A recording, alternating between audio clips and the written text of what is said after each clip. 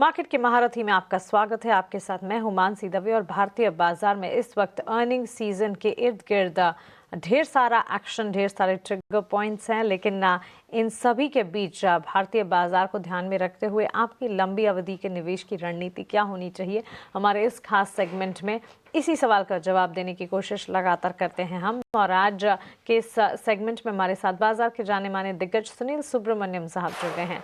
Sunil sir, स्वागत है आपका ईटीन आवर्स स्वदेश पर। अपना समय हमें देने के लिए आपका बहुत शुक्रिया। आपके टेक्स, फंडामेंटल्स और एनालिसिस जो हैं वो हमारे मार्केट पार्टिसिपेंट्स और व्यूअर्स के लिए काफ़ी हेल्पफुल साबित होते हैं। इस वक्त मार्केट का टेक्सचर आप कैसा देख रहे हैं? एफआईएस डीआईएस की पोजीशनिंग में डीआईएस लगातार भारतीय बाजार को सपोर्ट करते हुए, एफआईएस के एक हाथ दो बाइंग डेटा के बीच वापस सेलिंग डेटा भी आ जाते हैं, लेकिन ये तो एक पैरामीटर ट्रिगर है। Earning season is another, global setup है और भारतीय बाजार में इन दिनों खबरें ढेर सारी आ रही है, इकोनॉमिक इंडिकेटिव एक्शन काफ़ी है। कैसे रीड कर रहे हैं इस वक्त मार्केट को आप? पहले आपको इंडियन महिलाओं की जीत पे बधाई। आपने ड्रेस भी उसी तरह पहना है। Thank you wonderful, Sunil sir, बधाई वंडरफुल। आपको भी। ओके, तो सी मार्केट में क्या है ना, ये 26,000 के आसपास जो फंस गई है मार्केट, उसका यही हमें कहना है कि देखिए, एफआईएस अभी तक एक बिल्कुल पॉजिटिव मोड में अभी तक इंडिया के बारे में नहीं आए हैं। कई वजह हैं उसके, बट सबसे इम्पोर्टेंट चीज इसमें जो मैं मानता हूं वो है इंडो यूएस ट्रेड डील का कोई अभी एक आउटलुक नहीं है कि साइन होगा। जैसे वो खबर आएगी, मैं मानता हूं कि एफआईएस बाकी के जो उनके मन में नेगेटिव्स है इंडिया के बारे में, जैसे वैल्यूएशन बहुत महंगी है, या फिर जो ऐसी चीजें होती है, क्रूड का दाम बढ़ गया after the sanction against those two Russian companies, ये सब वो पार करके देश में जब ट्रेड डील साइन होती है जरूर वापस आएंगे। तो क्या है कि अब जब तक आपको लॉन्ग टर्म एफआईएस थोड़ी बहुत निवेश करते रहेंगे, बट शॉर्ट टर्म का जो है उनका व्यू साइडवेज भी है, वेट ऑन वॉच का सिचुएशन है। और डोमेस्टिक से आपने कहा खरीदारी कर रहे हैं, मगर दो चीज उधर भी सामने है कि ज्यादातर उन्होंने अप्रैल में जून में जो भी सरप्लस कैश था डीएमएफ के पास खास करके उन्होंने डिप्लॉय कर दिया। अब जो फ्रेश इनफ्लोज आ रहे हैं ना हर महीने कुछ 40-50 हजार, उसको ही डिप्लॉय कर रहे हैं। तो क्या हो रहा है कि जैसे आपने देखा कि जीएसटी की कटौती से जो माहौल बना और कंजम्पशन पे एक रुझान आया, तो उनको कंजम्पशन को खरीदने के लिए कुछ और सेक्टर्स को बेचना, यानी सेक्टर रोटेशन करने की जरूरत पड़ी, क्योंकि फ्रेश कैश तो उन्होंने ऑलरेडी पहले डिप्लॉय किया था। तो ये सेक्टर रोटेशन के कारण मार्केट में कुछ सेक्टर्स आगे बढ़ रहे हैं, कुछ तो पीछे रह रहे हैं। तो इसलिए ओवरऑल मार्केट एक 26,000 के लेवल पे या mid and small cap indexes अपनी अपनी लेवल पे ही घूम रहे हैं।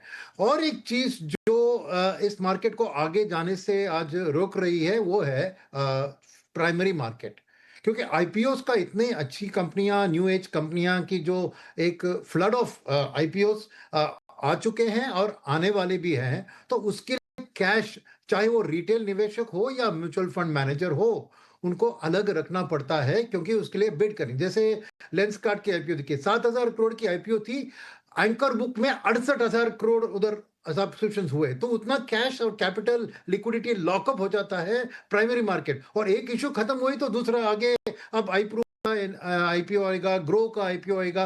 तो ढेर सारे जो आईपीओ की एक फ्लो है, थ्रूपुट है, और कुछ हद तक एफआईएस के फ्लोज भी थोड़े बहुत उसके कारण अलग रह रहे हैं, ताकि वो भी सब्सक्राइब करते हैं। मैंने पिछले 3 महीने की बात देखी तो करीबन हर महीने 25,000 करोड़ डीएम डोमेस्टिक डीआईआईस ने आईपीओस में खरीदा है, यानी 3 महीनों में 75,000 करोड़। और एफआईएस का कम था, करीबन 20,000 करोड़ या 25,000 करोड़ की बात थी 3 महीने में, मगर एक वो अलोकेशन ऑफ कैपिटल उधर भी जा रहा है ना। तो ये दोनों चीज ही मार्केट को इस एक कंसोलिडेशन जोन में रख रही है। अब आगे की देखें तो जैसे ही ट्रेड डील साइन होती है तो मार्केट नई ऊंचाई छूने के लिए तैयार है। तो आज अगर आप पोर्टफोलियो बना रहे हैं तो आपको ये उम्मीद मन में रखने की जरूरत है कि एक ना एक दिन ट्रेड डील साइन होगी, चाहे वो एक महीने में होगी, नवंबर एंड तक या दिसंबर एंड तक या मार्च तक, कहीं पे भी होगा ना। तो एक लंबी अवधि की निवेशक, मैं रिटेल ट्रेडर्स की बात नहीं कर रहा हूं, जैसे आपने कहा medium term fundamental outlook, Indian economy की सभी इकोनॉमिक इंडिकेटर्स मजबूत स्थिति में है। अब इंडस्ट्रियल प्रोडक्शन का भी 4%, जीएसटी का भी अच्छा बढ़प, और कंजम्पशन की ग्रोथ तो पता ही है, फेस्टिवल सीजन का पिकअप, तो और मॉनसून भी रिलेटिवली अच्छी थी, राइट। तो इसमें डोमेस्टिक इकोनॉमी के बारे में कोई डाउट किसी को नहीं होना चाहिए। पेशेंस की ज़रूरत है और आपको मैं कहूँगा कि बहुत रिस्क टेकर्स हैं, जो मीडियम टर्म में पैसा बनाना चाहते हैं मगर उनकी रिस्क की क्षमता ज़्यादा है, वो एक्चुअली एक्सपोर्ट ओरिएंटेड सेक्टर्स में निवेश कर सकते हैं। उतार-चढ़ाव और भी चलेगा कुछ दिन के लिए मगर उसके बाद जो कि जैसे कहते हैं ना, डर के बाद जीत है, जैसे ये वॉलेटिलिटी के बाद आपको वेल्थ क्रिएशन वहीं से ज़्यादा बनेगी क्योंकि आज माहौल अनसर्टेन है। और आपको ये एक भरोसा रखना चाहिए कि एक ना एक दिन ट्रेड डील साइन हो जाएगा। जब यूएस और चाइना ट्रेड डील के में प्रोग्रेस करते हैं, इंडिया और यूएस न्यू नहीं करते। टाइम लगेगा क्योंकि रेड लाइन्स है, वो पेशेंस रखना है। अगर वो आपके पास वो क्षमता नहीं है रिस्क टेकिंग का, तो मैं कहूँगा फिर आप डोमेस्टिक के ऊपर फोकस कीजिए क्योंकि स्टोरी अच्छी है, ग्रोथ स्टोरी उधर ही है। क्या है कि थोड़ी बहुत प्राइस में ऑलरेडी वो आ चुकी है, तो वैल्यूएशन सस्ते नहीं है, मगर लॉन्ग टर्म में ग्रोथ आके आपको कॉम्पेंसेट करेगा और आपको एक डिसेंट रिटर्न्स भी मिलेंगे। और डोमेस्टिक चीज़ों में सेक्टर स्पेसिफिक बात करते हैं अगर आप पूछेंगे तो, मगर मेरा मानना है कि आपके रिस्क कैपेसिटी के हिसाब से आप चाहे वो टैरिफ रिलेटेड एक्सपोर्ट सेक्टर्स में निवेश करते हैं, रिस्क कंफर्टेबल पीपल और जो मॉडरेट रिस्क के होते हैं, उनको मैं कहूँगा आप डोमेस्टिक इकोनॉमी के ऊपर ध्यान दें और डोमेस्टिक चीज़ों पे अपना इन्वेस्टमेंट उसी पर करें। बिल्कुल, तो ओवरऑल लॉन्ग टर्म के लिए पॉजिटिव नज़रिया। Sunil sir, good morning. Tripti this side. हाँ सर, जी। देख रहे हैं हम कि कई सारे सेक्टर्स यहाँ से अट्रैक्टिव दिख रहे हैं। पीएसयू बैंक इंडेक्स देखें तो रिकॉर्ड हाई पर है। ऑयल एंड गैस भी अपना एक लॉन्ग टर्म डाउन ट्रेंड तोड़कर अब बाहर निकला है। वहीं मेटल्स में अगर देखें तो थोड़ी सी मुनाफा प्रॉफिट बुकिंग के बाद देख रहे हैं कि अभी भी एक सॉलिड बुलिश जोन में यहाँ पर बना हुआ है। आप कौन से सेक्टर्स पर बुलिश है और निवेशकों को अब कहाँ पर फोकस करना चाहिए? तो मैं एक थी पब्लिक सेक्टर बैंक्स में जो रन अप हुआ है, वो कुछ भी नहीं है। आगे और भी तेज़ी आ सकती है उसमें क्योंकि बहुत से बदलाव है। फर्स्ट, प्राइवेट सेक्टर के खिलाफ अभी भी प्राइस टू बुक में फासला है। अभी भी वो सस्ते हैं compare to private sector banks, number 1। Number 2 बात है कि गवर्नमेंट बहुत फोकस कर रही है कि बैंकिंग सिस्टम को मजबूत किया जाए और उसके लिए ऑलरेडी आरबीआई ने देखे अपने लेंडिंग अगेंस्ट शेयर परमिट किया, फिर टेक ओवर एक्विजिशन के लिए फाइनेंसिंग परमिट किया, फिर आईपीओ फाइनेंसिंग में भी लिमिट बढ़ाया, प्रोजेक्ट फाइनेंसिंग के लिए बहुत सपोर्ट दिया है और उसके अलावा पब्लिक सेक्टर बैंक्स में एक खबर आई है कि 49% तक फॉरेन निवेशक उसमें शामिल हो सकते हैं और फाइनली इस बजट में एक उम्मीद है कि और भी मर्जर्स करेंगे। सी नॉर्मली पीएसयू बैंक में मर्जर होता है एक वीक बैंक को एक स्ट्रांग बैंक के साथ मर्ज करके उस वीक बैंक को ऊपर उठाने की कोशिश। बट इस बार ऐसा नहीं है क्योंकि इतने रिफॉर्म्स और इतने जो एक एनपीए कंट्रोल करने के बाद आज एक बहुत सारी वीक पब्लिक सेक्टर बैंक्स नहीं है। तो अब कारण मर्जर का होगा कि सबको इंटरनेशनल स्केल साइज बना दे ताकि एक उनको भी इंटरनेशनल मार्केट में जाके कैपिटल एक्सेस कर सकें और कैपिटल एडिक्वेसी भी अच्छी हो जाए। तो अब 2-3 अच्छे बैंक को साथ मिलाकर एक बहुत बड़ी पब्लिक सेक्टर बैंक की साइज को बढ़ाने की कोशिश होगी, तो वो एक बहुत अच्छी खबर है। फिर नेचुरली वो भी इंटरनेशनल कैपिटल एक्सेस कर सकते हैं। और फाइनल चीज़ जो पब्लिक सेक्टर बैंक के फेवर में है, वो है कि ये जो फेस्टिवल में कंजम्पशन का बूम चला है, उसके कारण में मैं कैपेसिटी यूटिलाइजेशन की बढ़त देख रहा हूँ और उस हिसाब से 6 से 9 महीने तक मैं देख रहा हूँ कि प्राइवेट सेक्टर की कैपेसिटी क्रिएशन का काम बहुत ज़बरदस्त तरीके से शुरू हुआ। अब ग्रीन शूट्स दिख रहे हैं, मगर एक पेस पिकअप करना थोड़ी वक़्त लगेगी और वहीं पे अगर देखें सिचुएशन, तो most of the execution of private capex करते हैं एमएसएमई और एसएमई इंडस्ट्री, जो स्टॉक मार्केट में लिस्टेड नहीं है। उनको कैपिटल के सोर्सेस नहीं है, तो वो पब्लिक सेक्टर बैंक के ऊपर डिपेंड करते हैं financing to complete the order. और पब्लिक सेक्टर बैंक की ना ही लोन बुक बढ़ेगी, but at the same time margins भी अच्छी रहेंगी क्योंकि ये इस सेक्टर में वो 13 से 14% इंटरेस्ट रेट में लेंड करते हैं।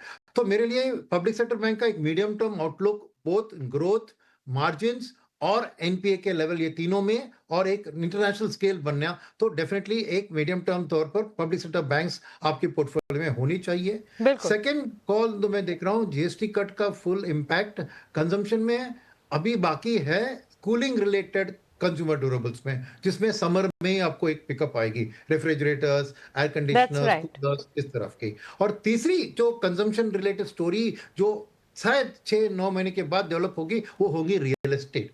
क्योंकि उधर भी जीएसटी की कटौती हुई है, मगर क्या है कि अफोर्डेबल हाउसिंग में आज सप्लाई की शॉर्टेज है। कोई भी बड़े डेवलपर्स ने अफोर्डेबल हाउसिंग का प्रोजेक्ट नहीं लॉन्च किया क्योंकि जी। डिमांड नहीं था। अब डिमांड को आते हुए ही मैं देख रहा हूँ कि रियल एस्टेट सेक्टर जो एक साल में देखिए थोड़ी अंडर परफॉर्म रही है, अगले 1 साल, 1.5 साल, 2 साल के लिए अच्छी आउटलुक रहेगी रियल एस्टेट भी। तो मेरे लिए पीएसयू बैंक्स और real estate sector 2 top picks होंगे और उसके पीछे infra related engineering capital goods, क्योंकि प्राइवेट सेक्टर कैपेक्स में वही सपोर्ट जी करेंगे। जी सुनील सर। सर एक क्विक टेक आपसे ऑटो क्षेत्र पर भी जानना चाहेंगे। समय की थोड़ी पाबंदी है, लेकिन ऑटो बिक्री के डेटा पॉइंट्स आते हुए दिखे, absolutely good set of sales figures. कैसे देख रहे हैं इसे आप? नहीं, उसका एक सेकंड लेग होगा अभी जनवरी, फरवरी, मार्च क्वार्टर में भी, बिकॉज़ इन डिप्रिसिएशन के कारण मार्च एंड के सेल्स हर साल तो ऑटो के अच्छे होते हैं। तो एक रैली होगी, मगर उसके पहले अर्निंग सीज़न जो जनवरी, फरवरी, मार्च में होगी, उसमें आपको क्लियर कट दिखेगा कि ऑटो के नंबर्स जो बड़े हैं, वो क्या उन्होंने मार्जिन सैक्रिफाइस करके सेल्स अचीव किया है या उनका मार्जिन प्रोटेक्ट हुआ है। तो अगर प्रोटेक्ट होके हुआ है तो समझिए कि ये न्यू हाई और एक लेवल पहुंच सकती है। अगर मार्जिन में थोड़ी कंप्रेशन आ गई तो मैं थोड़ा कंसल्टेशन देख रहा हूँ, फिर मार्च में एक वापसी देख रहा हूँ उसमें। तो मैं स्टे इन्वेस्टर की सलाह दूंगा। फ्रेश एक्सपोजर अभी वेट कीजिए, जनवरी अर्निंग सीजन के रिजल्ट्स के लिए वेट कीजिए, बल्कि ऑलरेडी इन्वेस्टेड है तो आप जारी रहिए, क्योंकि अभी वो लेग बाकी है खत्म होना। बिल्कुल सर। आपसे एक सवाल है कि जिस तरह से हम देख रहे हैं कि इंटरनेशनल मार्केट में वॉलेटिलिटी बढ़ी है, अब क्या मल्टी एसेट फंड में निवेश करने का सही समय है? जिस तरह से गोल्ड में हम देख रहे हैं कि इंटरनेशनल मार्केट और जो ग्लोबल अनसर्टेनिटीज जारी है उसकी वजह से इतनी सारी चिंताएं बनी हुई है, तो मल्टी एसेट फंड में निवेश करें? बिल्कुल, आपने वो शब्द मेरे मुँह से उठा लिया। बिल्कुल, क्योंकि उनका होता है कि मिनिमम 10% से लेकर 20% तक गोल्ड, और आजकल मल्टी एसेट एलोकेशन फंड में सिल्वर को भी जोड़ रहे हैं। तो गोल्ड और सिल्वर दोनों में पिछले साल तो भयंकर छप्पड़-फाड़ रिटर्न मिला था, 50% से ज़्यादा। वो उम्मीद ना रखें, अगर 10, 15, 20% भी रिटर्न मिलता है तो उसको खेलने के लिए, प्ले करने के लिए मल्टी एसेट एलोकेशन फंड बहुत एक अच्छी तरीका है, क्योंकि उसमें इक्विटी टैक्सेशन का बेनिफिट आपको मिल रहा है। यानी आप गोल्ड एंड सिल्वर को इक्विटी टैक्सेशन के बेनिफिट से ले रहे हैं, एट द सेम टाइम आपको इक्विटी एक्सपोजर और थोड़ा डेट एक्सपोजर भी मिल जाता है। तो best way to play the commodity cycle in gold and silver precious metals का is multi asset allocation funds, definitely. Absolutely.